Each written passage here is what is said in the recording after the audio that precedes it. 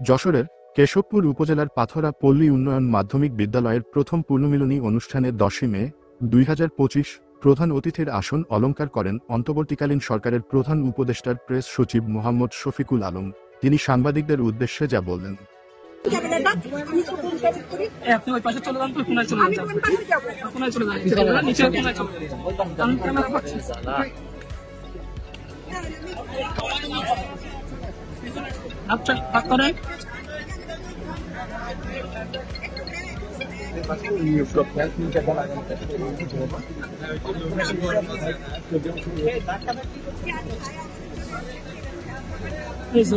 কিছু দেখা যায় কালকে আপনারা দেখেছেন যে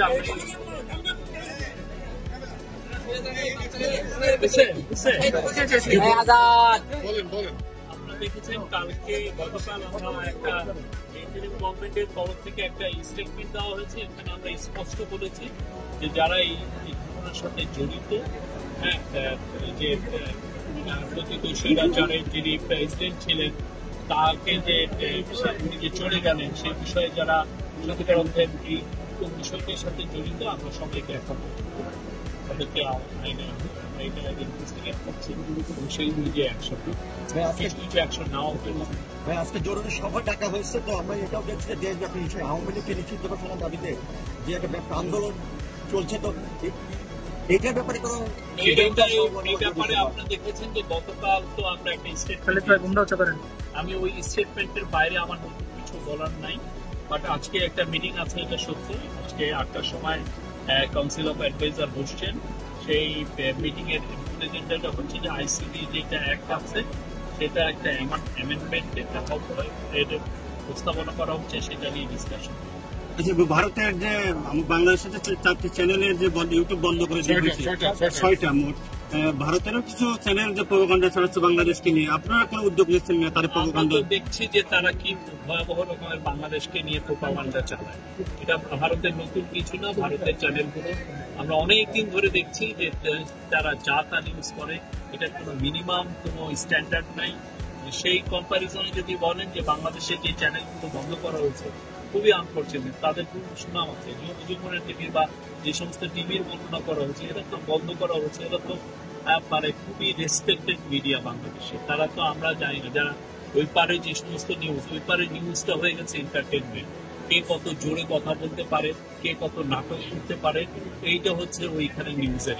ওইখানে নিউজের ভ্যালু এমন না যে আপনি কি মানুষকে ইনফর্ম করান। আমি কেন নিউজ করি? মানুষকে ইনফর্ম করা, মানুষকে জানানো। সেখানে আসলে ইনফর্ম করার কোনো, ইন্ডিয়ান মিডিয়ার মধ্যে ইনফর্ম করার কোনো দায়িত্ব নেই। এখানে হচ্ছে কিভাবে এক ধরনের নাটক তৈরি করা, নাটক তৈরি করে মানুষের আকর্ষণ। হ্যাঁ, সেখানে কোনো রেসপন্সিবল জার্নালিজম ইন্ডিয়ান মিডিয়া, এবং আমরা দেখেছি যে যারা রেসপেক্টেড মিডিয়া তারাও আসলে করে কিনা এখন আমার কিন্তু যথেষ্ট সন্দেহ আছে। আমরা যখন ইউরোপে গিয়েছি, ইউরোপের অনেক রেসপেক্টেড মিডিয়া আমাদেরকে বলেছে যে দেখো ইন্ডিয়ান মিডিয়া এটা নতুন করছে না, এটা কিন্তু অনেক অনেক পুরনো অভ্যাস। আমরা আসলে এতকাল তো দেখিনি, কেননা এতকাল তো এরা আসলে পতিত স্বৈরাচারের সমর্থক ছিল। হ্যাঁ, এখন পতিত স্বৈরাচার যে চলে গেছে, এদের মাথায় এক ধরনের বাজ পড়ার মতো অবস্থা। তো সেই জন্য যা তা প্রতিদিন দেখবেন যে এক গাদা মিথ্যা কথা সকাল থেকে রাত পর্যন্ত, এবং পুরোটাই হচ্ছে একটা এন্টারটেনমেন্ট। মনে হচ্ছে যে আমরা সোপ অপেরা আছে না, এরকম আমরা নাটক দেখছি। সেগুলো চ্যানেল বন্ধ করার বিষয়ে বন্ধ করাটা তো আমরা বন্ধ করলে আরো ওদেরকে বৈধতা দেওয়া হয় যে না ওরা খুব ভালো ছিল, আমরা বন্ধ করে দিয়েছি। কিন্তু মানুষই দেখছে না, বাংলাদেশের কোনো মানুষই আসলে ওদের নিউজ তেমন একটা দেখছে না। আমরা জানি ওরা কি পরিমাণ মিথ্যা নিউজ দেয়। কিন্তু বাংলাদেশের কি পাল্টা ব্যবস্থা নেওয়ার কোনো প্রয়োজন? পাল্টা ব্যবস্থা সত্যিকার অর্থে আমরা চাই যে বাংলাদেশের যে মিডিয়া, আমরা ওরা যে ধরনের মানে যে কাজটা করেছে সেটা আমরা করতে চাই না। আমরা এগুলো করে সত্যিকার অর্থে আমাদের লাভটা কি?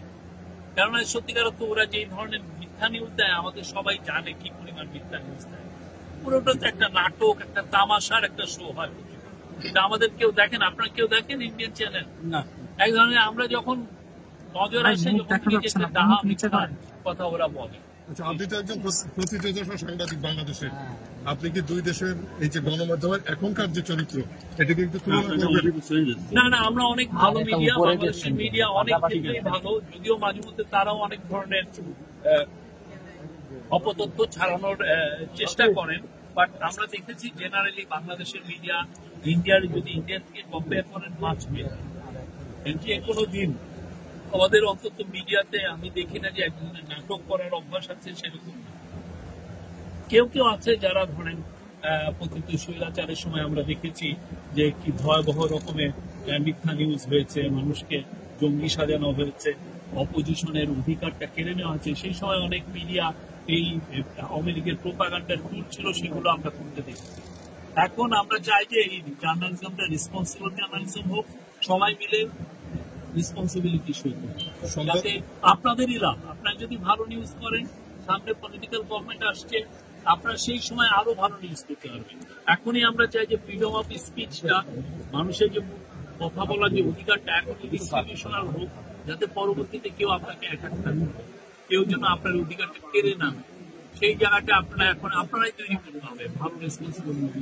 সম্পাদকদের কেউ কেউ বলছেন, একটা অনুষ্ঠানে বলেছেন যে অনেকের বিরুদ্ধে ভুয়া মামলা দায়ের করা হচ্ছে। এটা কি আমরা করেছি? ভুয়া মামলা কারা করেছে? এই রাষ্ট্রের ব্যবস্থায় ভুয়া মামলা রাষ্ট্রের ব্যবস্থা কি আমরা করেছি? মামলাগুলো যারা করেছে সম্পাদকরা, কিছু সম্পাদক কিছুদিন আগে একটা মিটিং এ ছিলেন, যাদের সাথে মিটিং করছেন অনেক ক্ষেত্রে দেখা যাচ্ছে যে তাদের ওইখানে অনেক সময় পলিটিক্যাল পার্টির লোকজন করেছে। আমরা তো করি, আমরা যেগুলোর কেস হয়েছে সেই কেসগুলোকে আমরা ইনভেস্টিগেট করছি, করে দেখছি যদি, এবং আমরা এটাও বলেছি যে এই যখন ইনভেস্টিগেশনের পর্যায়ে কারো প্রতি কোনো হ্যারেস্ট হবে না, কেউ হ্যারাসমেন্ট হবে, কাউকে আমরা হ্যারেস করছি। আপনি কেশবপুরে ইতিমধ্যে মহাকবি মাইকেল মোশন দত্তের বাড়ি ঘুরে এসেছেন। কেশবপুরে একটা দাবি এবং যশোরবাসীর দাবি যে মহাকবি নামে একটা সংস্কৃত বিশ্ববিদ্যালয় হোক, সেক্ষেত্রে এগুলো আমাদের আরো অনেক বড় এজেন্ডা আছে। বাংলাদেশের বিশ্ববিদ্যালয় সংখ্যা অনেক, যেগুলো আছে সেগুলো আমরা থ্যাংক ইউ।